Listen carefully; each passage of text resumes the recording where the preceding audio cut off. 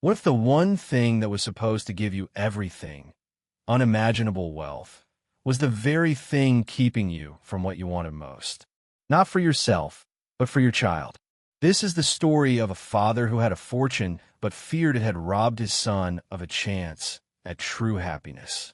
A father who was willing to give it all up, his comfort, his identity, his dignity, for a single, secret mission: to find a woman who would love his son for his heart, not his billion-dollar inheritance. He just had to know if a love untainted by money still existed. And to find it, he had to become someone the world preferred to ignore. Alistar Vance was a man who had conquered the world. From a single smart investment in his youth, he built a global empire. He was a titan of industry, his name synonymous with success. His penthouse overlooked a city that sparkled like a sea of diamonds. Each led a life he could influence, a deal he could make. He had everything a man could want: respect, power, and a fortune so huge it was almost hard to wrap your head around. And yet, every evening, as the sun dipped behind the skyscrapers, a cold fear gripped his heart. It wasn't for his legacy or his money. It was for his son, Damien. Damien was Alistar's greatest pride and his deepest worry. At 32, he was handsome, smart, and a brilliant businessman, already managing a huge part of the Vance empire with a skill that even impressed his dad. But where Alistar saw opportunity, Damien saw suspicion. He'd grown up in a world where every smile seemed to have a price tag, and every compliment felt like a setup. He'd had his heart broken one too many times by women who, it always turned out, were more in love with his last name than with him. The final straw was a woman named Isabella. She was beautiful, charming, and seemed to genuinely care about Damien's passions, his love for classic literature, his quiet charity work. Damien had actually let himself hope. He started to think this time was different. But then, one evening, Alistar's private investigator, a precaution the old man had taken for years, delivered a folder. It was full of transcripts of Isabella's calls to her friends, bragging about the Vance jackpot she was about to hit and laying out her plans for a massive settlement. Alistar watched his son's face as he read that report. The spark of hope in Damien's eyes just died, replaced by that familiar, weary cynicism. "They're all the same, Dad," Damien said, his voice completely flat. "It's like they're reading from a script. They learn their lines, play the part, and wait for their payday. I'm done. No more additions. I'm not getting married." From that day on, a wall went up around Damien's heart. He was polite, he was professional, but he was emotionally shut down. He just worked, pouring all his energy into the company, as if the cold logic of numbers could somehow protect him from the messiness of people. Alistar saw the loneliness in his son's eyes, a deep solitude that no amount of money could ever fill. He couldn't stand the thought of Damien growing old alone, surrounded by luxury, but starved of love. He knew he had to do something radical. An idea, wild and completely insane, started to form in his mind. An idea born from father's love and desperation. He would strip away the Vance name, the fortune, the power, all of it. He would find a woman for his son himself, but he wouldn't do it as Alistar Vance, the billionaire. He'd do it as someone with nothing at all. In a dusty, forgotten storeroom in his sprawling mansion, Alistar began his transformation. He dug through old trunks and found worn-out clothes that once belonged to a gardener. A faded, threadbare coat, pants patched to the knees, a pair of scuffed-up boots. He looked at his reflection in a dirty mirror. His tailored suits were gone, replaced by rags. He practiced a stoop, a shuffle, a tremor in his hand. He let his silver hair grow wild and his beard go untrimmed. His trusted butler, Arthur, who'd been with the family for over 40 years, watched him with a worried look. "Sir, is this really necessary? It's dangerous out there. The world isn't kind to people with nothing." Alistar turned, his eyes, usually sharp with command, now held a different kind of fire.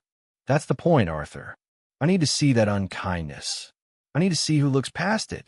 Damien only meets women trying to impress him. I need to find a woman who isn't trying to impress anyone, who shows her true colors when she thinks no one important is watching. His first day on the streets was a brutal wake-up call. The man used to chauffeurs opening his doors and executives standing when he entered a room was now completely invisible. He picked a spot near the busy financial district, a place where you could practically smell the ambition in the air. He sat on the cold pavement with a small, empty cup, not to beg, but as part of the act. People rushed past, a river of expensive shoes and designer bags. They didn't see him. He was just part of the scenery, an unfortunate detail to be ignored. The first person to even acknowledge him was a young woman in a sharp business suit, talking loudly on her phone. She didn't break her stride but glanced down at him with pure disgust. "Get a job," she muttered. The words felt like sharp little stones. Hours went by. The sun disappeared, and a chilly wind picked up. A second woman, dripping with enough jewelry to pay off a mortgage, actually stopped. Alistar felt a flicker of hope. She opened her purse, and, for a second, he thought she might give him something. Instead, she pulled out her lipstick, using a shop window's reflection to touch up her makeup, completely oblivious to the man sitting just feet away. Later, a group of young, laughing women walked by. One of them saw him and theatrically clutched her purse. "Ooh, be careful," she said to her friends, loud enough for him to hear. You never know with these people. Each rejection, each look of contempt, was a small, sharp sting. This was the world his disguise had shown him, a world of harsh judgment and casual cruelty. A sense of despair started to creep in. Was this really it? Was his son right? Had kindness become a luxury only the naive could afford? He thought of Damien, safe in his gilded cage, and he understood his son's bitterness more than ever. The mission felt hopeless, like some foolish old man's fantasy. But then he'd remember the hollow look in Damien's eyes, and his resolve would harden. He would endure this. He had to. For weeks, Alistar lived a double life. By day, he was Arthur, the frail beggar on the city's tough streets. By night, he'd return to the mansion through a hidden back entrance, where his butler would have a warm meal and a company report waiting for him. The physical toll was huge. His back ached from the cold concrete, and he was always cold. But the emotional toll was worse. He was a constant witness to just how indifferent people could be. He saw women who'd drop $100 on lunch walk past him without a single glance. He saw others coo over a puppy in a boutique window and then sneer at him. He started keeping a small, hidden journal to keep track of it all. Not for revenge, but just to understand. He even made categories: the scornful, the indifferent, the performers, the ones who'd toss a coin with a big gesture, making sure everyone saw how charitable they were. One rainy afternoon, huddled under the awning of a closed theater, Alistar was so close to giving up. He was soaked, freezing, and his heart felt heavy with failure. Maybe Damien is right, he thought. Maybe genuine goodness is just a fairy tale. Just as he was about to get up and go home, a sleek, expensive car sped through a huge puddle by the curb, sending a wave of filthy water all over him. He was drenched. The car actually paused, and a window rolled down. A woman with perfect hair and a face frozen by plastic surgery leaned out. He recognized her from the society pages. "Watch where you're sitting, old man," she snapped, not with an apology, but with annoyance, as if he were an obstacle she'd had to swerve around. Then the window rolled up, and the car sped off, leaving Alistar dripping and shivering. He just sat there, stunned. It wasn't the water or the cold that hit him. It was the pure, unfiltered venom, the total lack of empathy. In that moment, he felt completely defeated. His plan was a failure. The world was every bit as cynical as his son believed. He closed his eyes, ready to give up. But the universe had one more card to play. A few days later, dejected but not quite done, Alistar chose a new spot, a small, quiet park between a library and a community center.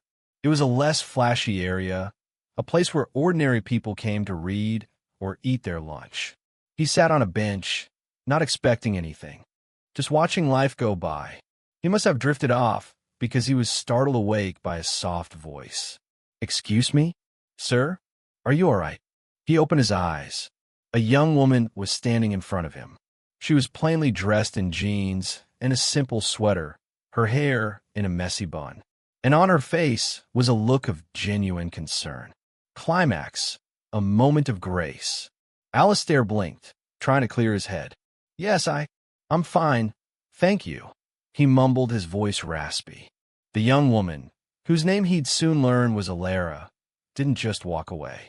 She sat on the other end of the bench, giving him some space. She opened a tote bag and pulled out a sandwich wrapped in wax paper and a thermos. "I always pack too much for lunch," she said with a little shy smile. "My mother insists. Would you like half? It's just turkey and cheese, nothing special." Alistar was speechless. This wasn't a coin toss from a distance. This was an offer to share. A real human connection. He nodded slowly, and she carefully tore the sandwich in half, handing him the bigger piece on a napkin. Then she poured a cup of hot tea from her thermos and offered it to him. "You look chilled to the bone," she said. "This should help." As they sat there eating in a comfortable silence, Alistar watched her. She wasn't trying to impress anyone. There were no cameras, no audience. Just the two of them on a park bench. She didn't ask him a bunch of nosy questions or offer empty pity. She just treated him with quiet dignity. "My name is Alistar," she said after a moment. "I'm a librarian, right over there." She nodded towards the brick building. "I see you here sometimes. I hope you don't mind me saying hello." "Arthur," Alistar replied, using his alias. "It's a pleasure to meet you, Alistar." To test her, and he felt a little ashamed for doing it. He decided to add a layer to his story.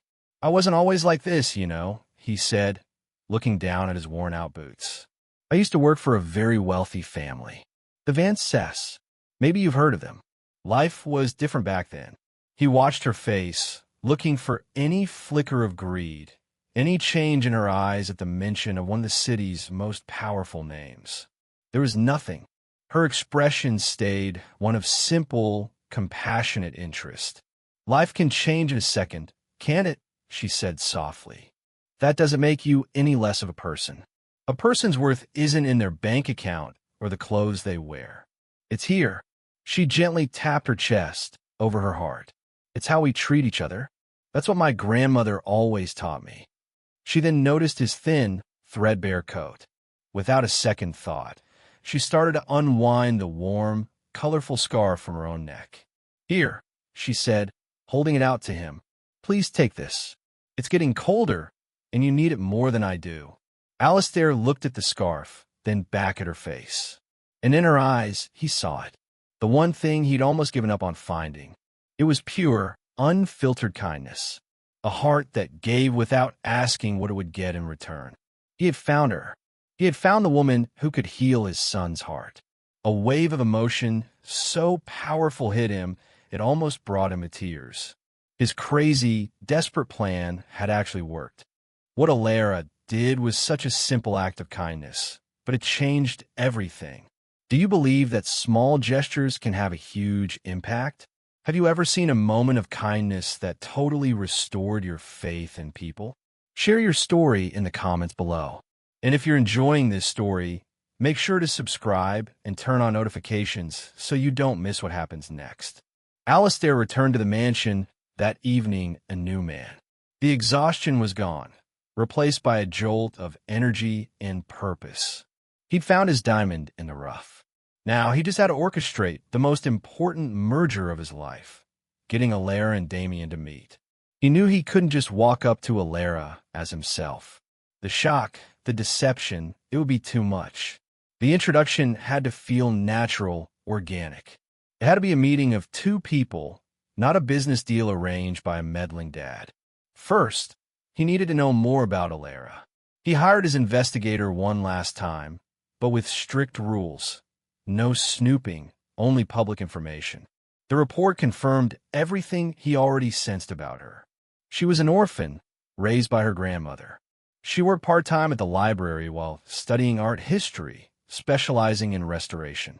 She volunteered at a community art center, teaching kids from low-income families how to paint. Her life was small, but it was full of purpose. The community art center. That was it. That was the key.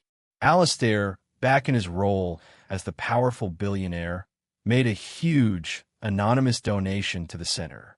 A few weeks later, he had the Vance Corporation sponsor a big fundraising gala for the center, a cause he knew Alistar was passionate about. The last piece of the puzzle was Damien. Damien, Alistar said one evening, "I need you to do something for me. I've sponsored a gala for a small community art center. I can't make it, but the family needs to be represented. I need you to go." Damien groaned. "Dad, another gala? You know how I feel about them. It's just a room full of people trying to get something." "This one is different," Alistar insisted, his voice gentle but firm. "It's not for the usual crowd. It's for children, for the community. Just go for an hour. Please. It's important to me." Reluctantly, Damien agreed. On the night of the gala, he showed up looking every bit the billionaire's son in a perfect tuxedo, but with a storm cloud of boredom already on his face. He walked through the hall, nodding politely, his mind already on the work waiting for him back at the office. And then he saw her. She wasn't in a designer gown. She was in a simple, elegant dark blue dress that she had probably worn before. She wasn't surrounded by a crowd of people. She was in a quiet corner, talking and laughing with a group of kids, showing them a painting on the wall. Her face was lit up with a passion and a genuine joy that just seemed to radiate from her. It was a light that cut right through the stuffy, pretentious vibe of the room. It was Alistar. Damien just froze. He had never seen anyone so real at one of these things. He watched her for a few minutes, completely captivated. Forgetting his cynicism, forgetting his boredom, he felt this unexplainable pull. He walked over. "That's a beautiful piece," he said, and his voice startled her. Alistar turned, her eyes wide. "Oh, yes, it is. It's by one of our students. She's only 10. She's only 10. They started talking. Not about business or money or status. They talked about art, about books, about the joy of seeing a kid discover their own creativity. For the first time in years, Damien wasn't the Vance heir. He was just a man talking to a woman who saw him, not his last name. He was enchanted by her wit, her intelligence, and most of all, her complete lack of fakeness. He asked for her number, and she gave it to him with a smile that made his heart do a backflip. From a hidden balcony overlooking the gala, Alistar watched them. He saw the spark. He saw the wall around his son's heart start to crumble. He took a sip of his drink, a real, satisfied smile on his face for the first time in a very long time. The architect had drawn the plans, and the foundation was now being laid. Conclusion: the richest man in the world. The weeks that followed were a blur of happiness for Damien. He and Alistar went on dates. They walked in the park, visited museums, and spent hours in quiet cafes just talking. He was falling in love, and he knew, for the first time, that it was real. Alistar couldn't care less about his wealth. In fact, she often insisted they do things that cost little to no money. She loved him for his dry sense of humor, his passion for history, and the kindness he showed others when he thought no one was looking, a trait she didn't realize he got from his father. Damien, for his part, was just in awe of her spirit. Her compassion, her integrity, and her sunny outlook on life were like a healing balm for his jaded soul. He finally told Alistar about her. "Dad, I've met someone," he said with a true, genuine smile. "Her name is Alistar, and I think she's the one." Alistar's heart swelled with pride and relief. "I'd love to meet her, son." The day came for Alistar to visit the Vance mansion for dinner. She was nervous, but excited to finally meet the father of the man she loved. When Arthur, the butler, opened the grand doors, she stepped inside, her eyes wide at the incredible scale of the place. Alistar walked down the grand staircase to greet her. "Alistar," he said, his voice warm, "it is an absolute honor to finally meet you." Alistar looked at him, and her breath caught in her throat. The voice, the eyes, under the expensive suit and the perfectly groomed silver hair, she saw him.